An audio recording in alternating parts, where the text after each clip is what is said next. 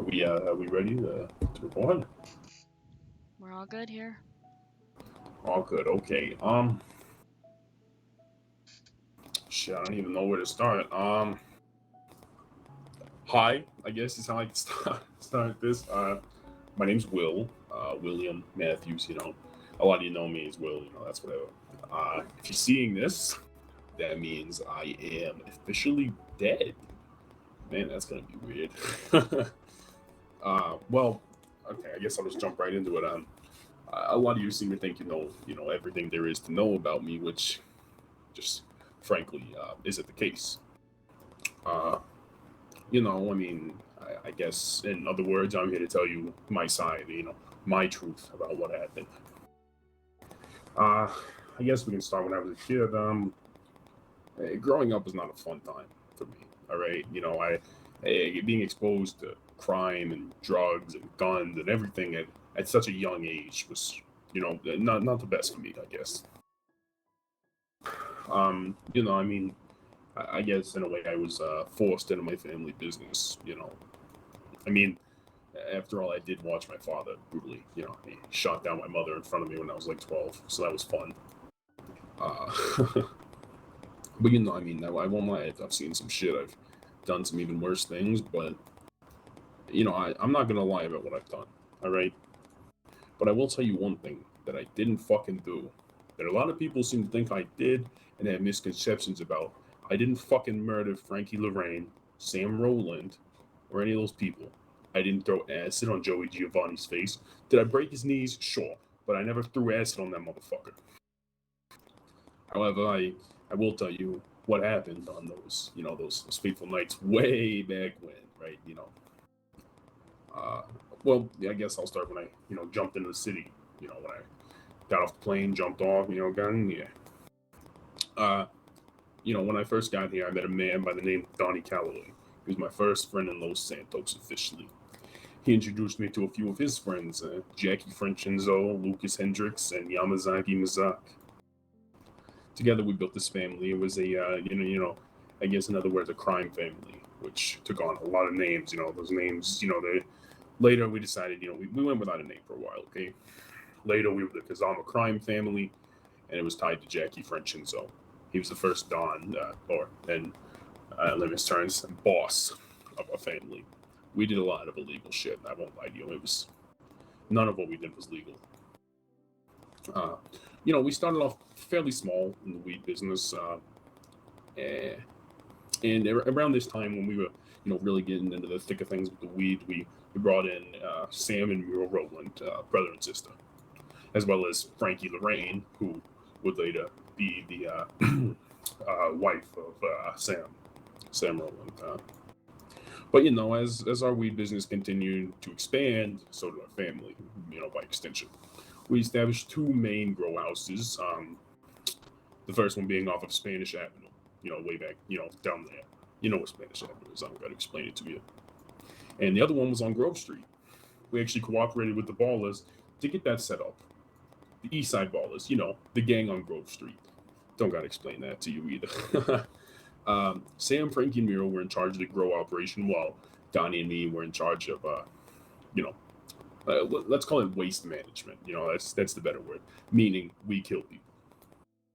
I'll be straight up better. We killed people. We did. I did. I killed a lot of people. Uh, Frankie, Sam, Miro, and you know, everyone over there, right? The weed business, pretty much, brought in a man, well, two men, by the name of Donovan O'Neill and Dustin Bennett. I'm sure you recognize the name Dustin Bennett. Donovan O'Neill was a little bit of a nobody, I won't lie to you. But Dustin Bennett was actually, a contestant on The Bachelorette, so that was fun. Give him a round of applause. Oh wait, you can't because he ran away like a little bitch. But we rented an office because soon the apartment wasn't enough, so we rented an office off Maze Bank Plaza. It's actually where we are now. Man, we would have family sit downs or meetings, by other words, and sorry, difficult for me to talk about. In these meetings, we would often talk about who our targets were, how we could grow business, and how we would continue to evade the police. fairly, pretty much. After Dustin was brought into the family, he brought in two women by the name of Candy Lane and Viviana Luna. Yes, that's right. Your precious bachelorette, Viviana Luna, was involved with a crime family. Crazy, I know. People are terrible, what can I say? This time we also brought in a man by the name of Joey Giovanni, who I mentioned earlier. We were close as we could be, thick as thieves, a true family. But unfortunately, Jackie and Hendrix wanted more. Jackie Franchennzzo and Lucas Hendrix, that is. They wanted more. They're greedy fucks and nothing will ever satisfy them. At this point, Jackie got us involved in another individual named Azariah. Honestly, for the life of me, I can't remember his last name, so whatever. Kingston, that was his last name. Azariah Kingston. He owned a house off Milton Road. It was a large mansion, a very large mansion. And we continued to grow 200 to 400 plants per grow cycle. We had grow cycles. I'm sure you know what that means. This continued for about 2 weeks before Azariah decided he wanted more money than we had agreed upon. So Yamazaki, Hendrix, and Jackie got upset. So they dropped out of the deal. This is when Yamazaki and Hendrix started to really get into it. They really saw that problems. At this point, Jackie and Hendrix were co-bosses of the family. Every great nation has two leaders. The queens of England. The generals of the army. It's always two great leaders. What can I say? At this point, I was feeling fairly comfortable around the family, that is, to speak my mind, and share my opinions on things. Jackie and Hendrix didn't like this very much. No. A lot of the times, me and Frankie would sit and talk about the state of the family and how shit was going. See, me and Frankie were very close back then. She knew more about me than any single person. Ever should have. Then Frankie, Sam, and Miro were all promoted to captain, in other terms, which I won't lie, pissed me off. It did piss me off because I'd been there since the beginning. This family was where it was because of me and the people from the start, and to be brushed over like that. But whatever. I honestly, I felt unappreciated and like shit. I at that point, I kind of noticed everyone was pulling away and distancing themselves from me. However, Frankie, Yamazaki, and Donnie were still very close with me. Frankie was the last person I hung out with before the, we'll call it the fallout, I guess.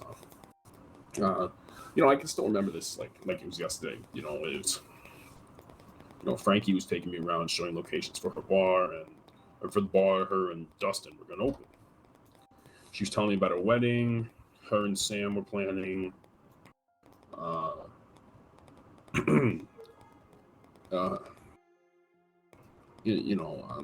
and Sam were planning the wedding. Everything was fine, right? Everything was fine, normal, until it started to get, a little bit dark. Frankie said she had to go for a little bit. I was like, okay. So at this point, I was with my uncle Georgie, Georgie Matthews, that is. He just got into town, and I was with Joey Giovanni, Donnie, and Stosh Carter. Stosh Carter was another low life we brought in. He doesn't matter much. Stosh and Georgie went into the store. They went in the ammunition store, and I was outside smoking a cigarette with Donnie and Joey when they pulled a gun on me. Told me to get in the car. I thought they were kidding, honestly. I thought they were joking with me. They left Georgie and Stosh behind and took me up to the windmill farm. The windmill farm out there in Sandy. When we arrived, several members of our family were there. I will now name the people who were there that I can remember, because fuck you. Candy Lane. Yeah, that's right. I still remember you. Miro Rowland. Ooh, didn't ever like her, really. Sam Rowland. Dustin Bennett. Jackie Franchennzzo. Another girl wearing a mask. I actually don't know who she was. But the one person I recognized who pissed me off the most was Frankie. Yes, that's right. my best friend and my sister was hiding behind a mask. I remember I was so angry that she wasn't facing me and looking me in the eyes as I knew I was about to die. I remember I looked at her and yelled, "That's right, keep hiding behind that fucking mask. You're a coward." Yeah, and to her credit, she did remove the mask after that. Jackie was, as best I can remember, it's a little foggy, I won't lie to you, but best I could remember it, he was standing in the light of the car. The car headlights. He was standing there, and as he walked closer, he tried to pass me a shovel. I spit at his feet because obviously, he wanted me to dig my own grave. Told me it was an honorable death. I spit at his feet and I refused because I'm not going to dig my own fucking grave. What's that? They wouldn't tell me why they turned on me, just saying over and over again that I broke the oath. I was trying to hold on to what dignity I had at this point. I'm not going to dig my own grave. Jackie took this as a personal offense and ordered Donnie and Joey to open fire on me. Now, good for me, they're a shit shot. But, even shit shots, even broken clocks are right twice a day, right? That kind of stupid fucking saying. I remember I was shot a lot, multiple times. I think I got hit in the head, but they left me there to rot. Last thing I remember was, before passing out, was the sound of tires, kicking up dirt as they drove away.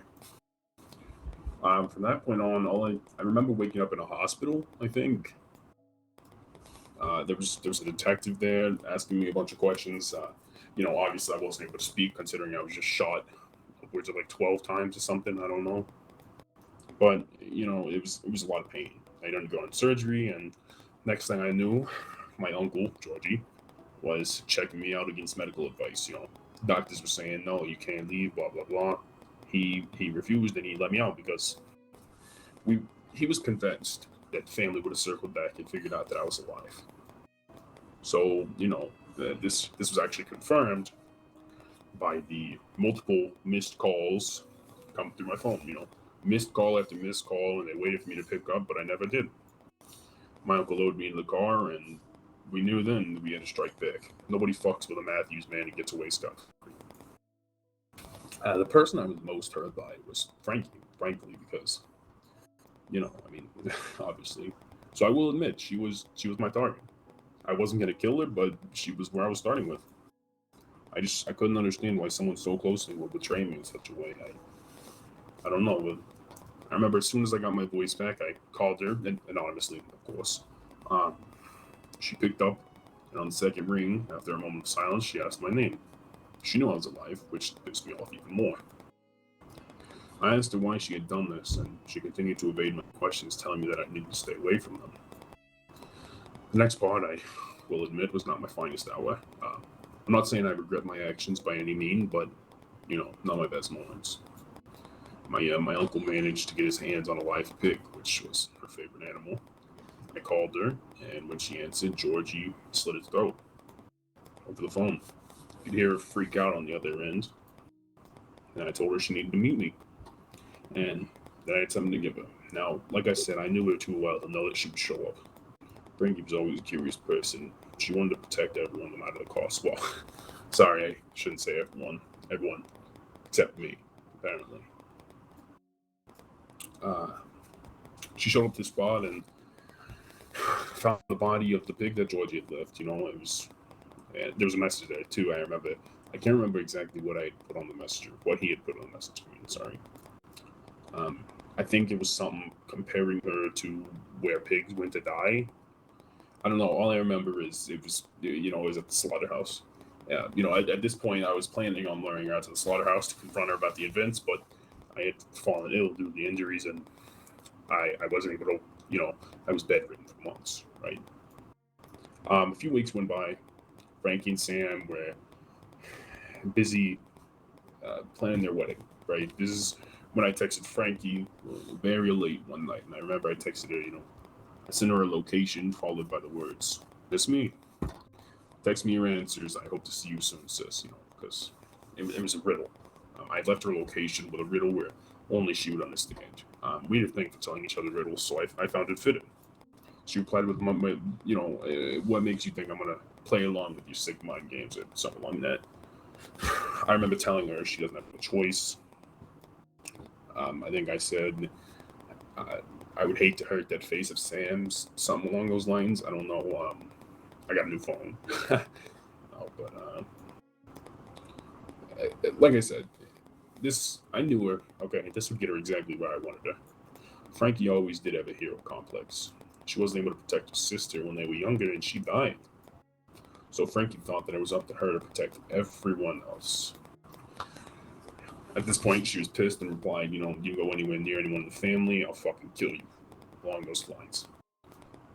She never wanted to use harsh language, so I knew I had gotten their attention then. It was only a matter of time before she did what I asked, so I sat back and I waited. After, of course, reassuring her that if she did what I said, it wouldn't be hurt. First location I sent her was off of Union Road. There's some storage containers there, and I left her a nice present. Like, again, not my proudest moment, but I left her a severed head with a note attached. It read, I don't have eyes, but I once did see. I remember this one because it's very important riddle. I remember this one. I'm actually kind of proud of myself for this one. I don't have eyes, but once I did see. I once had thoughts, but now I'm empty.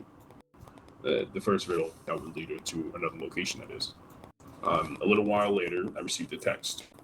She said, your riddles always playing mind games, shit like that. Why not talk to me like a normal person for once? I replied, enough talk. What's the answer? At this point, I was pissed off, right? I didn't feel like I needed to explain anything to her since they couldn't even tell me why I was going to be killed. She answered and said, well, you kind of gave it away by leaving a head there. It was a head, a skull. That was the correct answer, so I sent her another location. At this point, I was pretty sure she had been telling the others, so I reminded her it would be best for her to come along. Frankie was a smart girl. I knew she knew bringing anyone else would only render out agreement, our agreement would render it void. But you can never be too sure. The next location was the cemetery off of West Eclipse Boulevard and Pacific Bluffs. It's the cemetery, actually. It's back there. You might be able to see it from this window. I don't know. But she took a long time to respond, and I asked her, where is she? Where are you? She responded by saying, you're very funny, Will. I don't know why it's upset me so much to be called that by her, but she picked up on that and continued trying to aggravate me, which worked. She even called me her brother, which really set me off. You could ask my uncle if he was still in town, since he was helping me with this. At this point, I had to go into a freshly dug grave that we had just dug. There's a body inside the grave. It was a man her and I had taken hostage for a jewelry store robbery about a month prior. Yeah, that's right. I tracked the dude down and killed him. I don't even remember the guy's name, really. I don't know. But, inside the grave, there was a note. It was telling her to go inside the church for the next clue. She went inside. I waited for a few minutes before going inside after her. This was the first time since she tried to kill me that I had seen her. We talked for a few minutes, and I showed her my face, showing her what they had done to me, showed her all of my scars. She seemed apologetic, but on edge, too. Well, it was just then I hit her over the head with a pool cue, and I threw her inside the hearse I had stolen previously. This is when I learned the reason they wanted me dead was because I was unhinged. They thought I was unhinged. They had heard about a man I had murdered. I never got his name, but I was having a really bad day. And he pulled out and completely wrecked my car. He wouldn't own up to it. He wouldn't apologize, and being a real asshole. So I drug him out of his car, took him into the woods, and, well, we'll say he's not going to be able to ram anyone else because he's in the grave, way out there. I beat his skull in with a wrench. His head was nothing but mush from a stone. I like to think of it as a public service. I didn't need any fucking approval from the higher-ups. The guy wrecked my car. I thought I was doing... he needed to be dealt with. That's what I said to him. That's what I think. After Frankie and I had talked for a while, I took him to the train tracks and I beat her down with a baseball bat. I didn't do enough to kill her, but I put her in her place. After this, it was death threat after death threat from multiple people, even those outside the family. One of our biggest allies was the Outcast MC. They were a huge front for underground illicit activities, led by Grace Stone.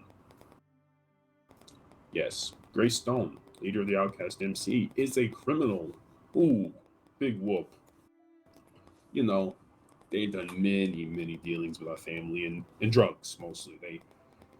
They had and probably still do have a mass growing distribution system in place, but moving on.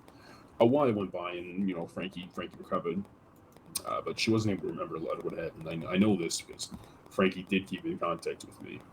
Yeah, that's right, Jackie Hendricks. Frankie was in contact with me up until the day she died. That's more you say than she was with you, right? Anyway, she was very upset that the family continued to keep her in the dark over what happened. Please don't misunderstand. Frankie did upset me, but she was still the only person who ever saw me for me. She was the closest person I had in my life, and I had hopes that we could have worked past everything that happened. But I still had plans to make the rest of the family pay for what they did. They were smart, they were careful, but they weren't careful enough, and they weren't smart enough. Sam and Frankie changed the date of the wedding because I knew the entire plan. I knew where they were getting married, down the location of the after party. Okay, I knew this would be the perfect time to strike back, but I had no idea when it was happening. That was until I saw the day of. Jackie posted something on Twitter. He posted a picture of the wedding, and that was enough for me to figure out the next steps.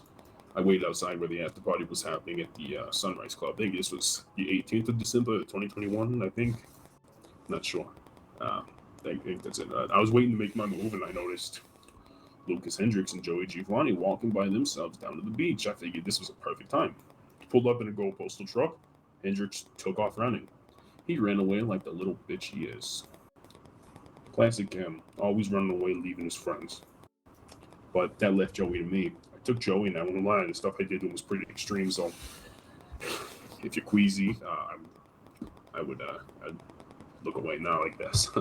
I remember some of the injuries. I think we took off his ring finger, one of his toes. I know I broke his kneecap.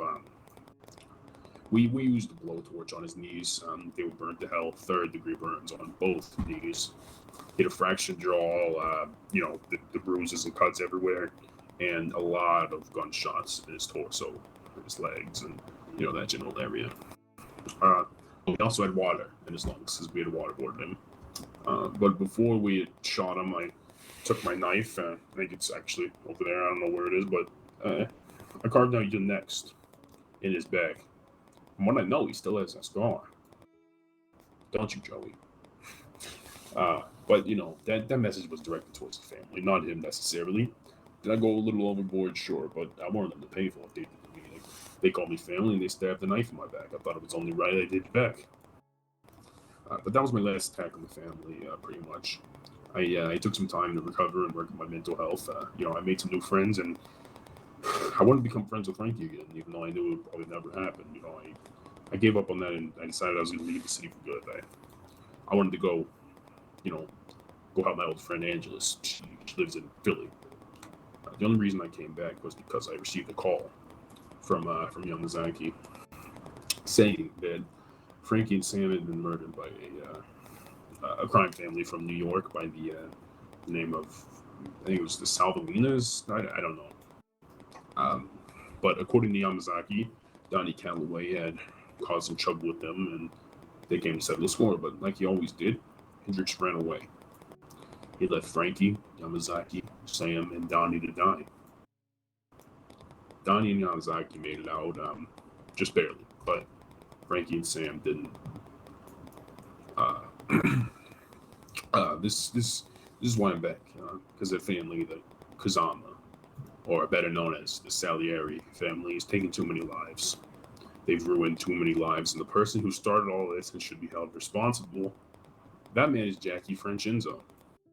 I'll be seeing him today, actually, hearing about, I don't know, an hour probably. I'm expecting a call from him, I should say, just to talk, but knowing him, this might be the death of me. So if I don't make it past today, He's the man responsible not only for my death, but the deaths of many others. He's a man who's very good at blending in. He's a wolf in sheep's clothes.